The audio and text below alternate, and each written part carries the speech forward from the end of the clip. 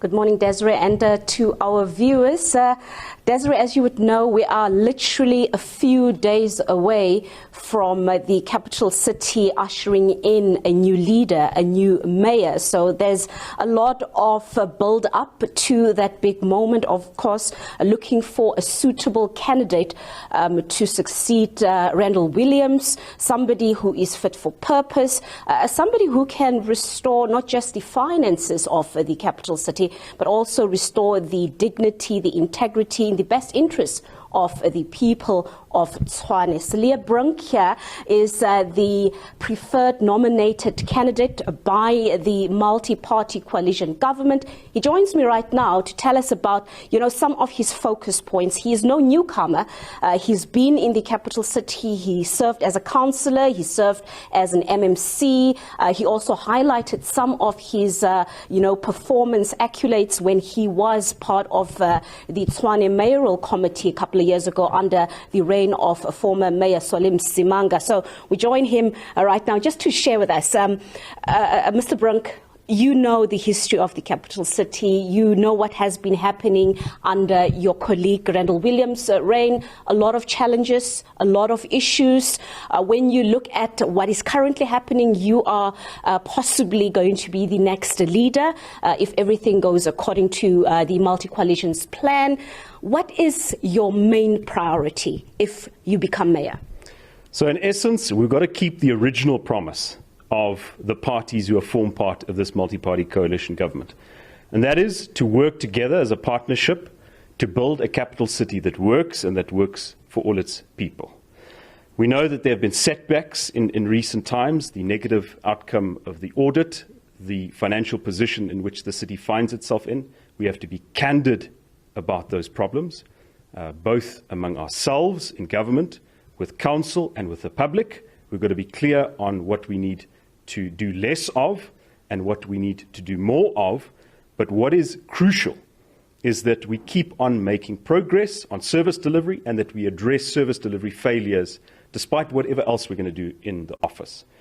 And I had a meeting this morning with the leaders of the coalition. I think we have broad agreement on the vision and the program of action going forward. I have heard some of their concerns and certainly will take it on board. This is going to be an enormous mission. It's going to be a difficult task. I'm under no illusions. But I also know it's not a job for just one person. It's a job for a team. And as a resident of Tshwane, as somebody who loves this city and its people, I'm optimistic that we're going to get it done.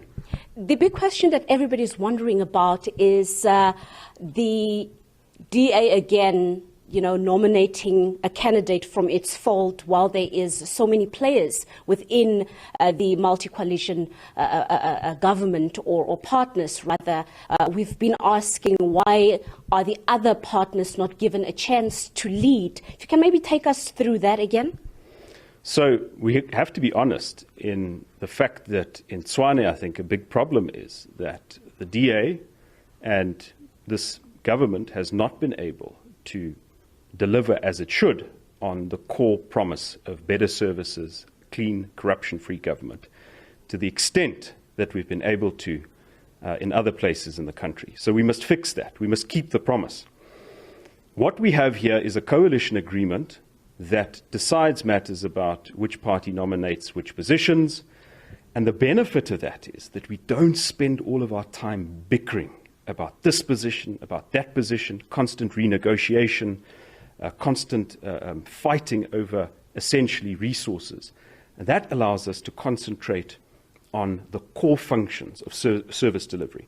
So we have the ingredients of success in Tshwane. We've got a 50% plus 2 majority in the municipal council, a benefit that we didn't have in Joburg, one that we don't have in Ekurhuleni, and we've got a unity of purpose among the parties here. We don't have a patriotic alliance in this coalition. And we've got to be honest, that was the toxic part of the failure of so many other coalitions. But of course, we make mistakes. We must learn from those mistakes, and we've got to clean out what is wrong. I think, as my colleagues have also said here, the decision of how to compose the mayoral committee, it's not just a matter of contract, it's also a matter of fitness for purpose. So we all have to look at it and see, do the members of the team have the ability to do what needs to be done. All right. So in short, it's more about honouring the coalition agreement than really just putting action to service delivery, because it sounds like it's more about there is an agreement, the DA has the upper hand, and that needs to be honoured. So this coalition met and was consulted on my candidacy. I'm not simply a DA candidate, I'm a multi-party coalition candidate. Concerns were raised about things that happened in the past, but I was endorsed to be the mayoral candidate by all of the parties in the multi-party coalition. There isn't a conflict between sticking to a deal and good service delivery. In fact, if you don't have a deal, if you constantly have to renegotiate your position, it creates the instability which causes failure in service delivery. So a solid deal, respect among coalition partners, collegiality is an essential ingredient to an effective government. All right, thank you so much. We're also joined by some of the members of the multi-party coalition government, if one may put it that way. The FF Plus is here next to me, Mr. Grandi Tienison. Mr. Tienison, about the nomination, just tell us about the FF Plus position. Mr. Brink is possibly going to be the next mayor. But as I said, even the question that I've asked him now, shouldn't power be rotated? Shouldn't we perhaps see you become the mayor? They say I'm too white and too old. On a lighter note, no. The situation is, the MACO is a team. And the different members of the different coalition partners are serving on that team. And that is how we keep one another intact. Also on the oversight side, we have chairpersons from the multi-party coalition there to make sure the MACO are doing their job. So we have built in that into the coalition agreement, which assists us to make sure that we stay on track. And obviously the other thing is we put together, and I was part of that in the past, a manifesto which was built from the different parties' manifesto, and we took the common ground, and that we used as departure point. So on everything on that, our 10-point plan is something that we all agreed to. And we are sticking to that, and we'll make sure that everyone delivers what he is supposed to or she is supposed to do in this team. And I think there's balance in that. We've got youth, we've got older people, we've got more experienced, less experienced people, so that we can build a future also for a coalition. And in summary, what I think is that this coalition should give the country hope for the future. We know the ANC has failed us. They have been in government for 30 years, and what can they show? They can show an Eskom that's gone, a SA Post Office that's gone, and so many other stuff. So we are there, we are giving the country, as a multi-party coalition, hope for the future. Thank you. Right, thank you so much. From Action SA, I'm now joined by Mr. Derek Kissendith. Mr. Kissendith, if you can maybe also tell us about, as Action SA, should Mr. Cilliers Brink here become the mayor when council convenes and he is voted into power, what would be your expectations as Action SA?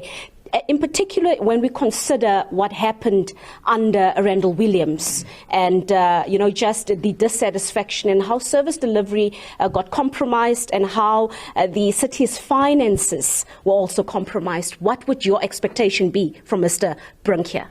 Okay, thank you, and thank you to the listeners. Morning to the listeners. I think that's a very good question that you're asking. Firstly, the finances, it's in a bad position. We as Action SA take note of the AG's report. We are not happy with the AG's report because there's a lot of things that was highlighted, was not discussed with us. But in the same token, there's an opportunity for us now to work as a team to fix up those issues that have come about.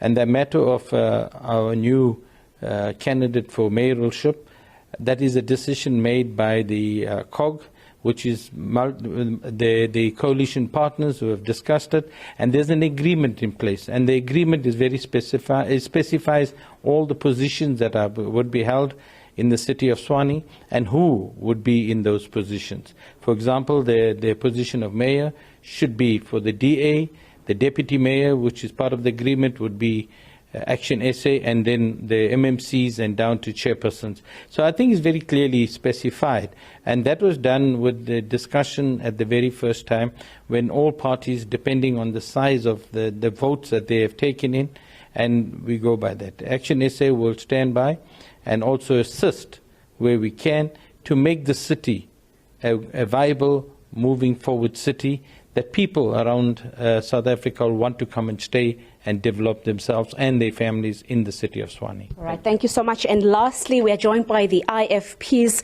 Ziyanda Zwane.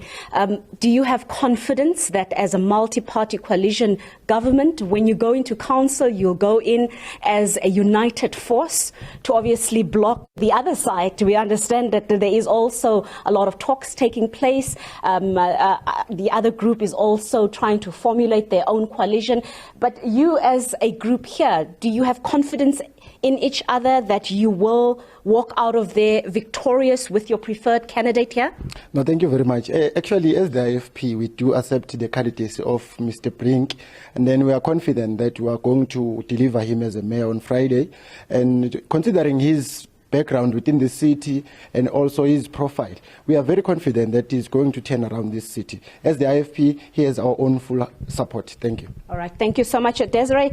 You can hear here, of course, they are presenting a united force, and one can just wait and see what will happen in council, because ultimately that is where you will see exactly how the voting will go, and you will also see how the opposition will be reacting, what their plan of action will be. We understand that Mr. Brink here is already, there's already, provisions made so that he can be part of council. Councillor Tshwane Council has resigned to make way for him. So that part is already sorted out. And just going back to the issue of Randall Williams, there's also confirmation that there are no formal investigations that he is facing, but he remains a Tshwane councillor. So that is also another development that we will watch closely to see exactly what is the action that will be taken against Randall Williams, should there be action taken, in particular when we take the adverse audit report into consideration, and some of the dismay that has been reflected by the opposition party, saying that there needs to be some sort of consequences just to make sure that the right messaging is sent out to whoever may take over power, that integrity and credibility should be at the center of leadership here in the capital city.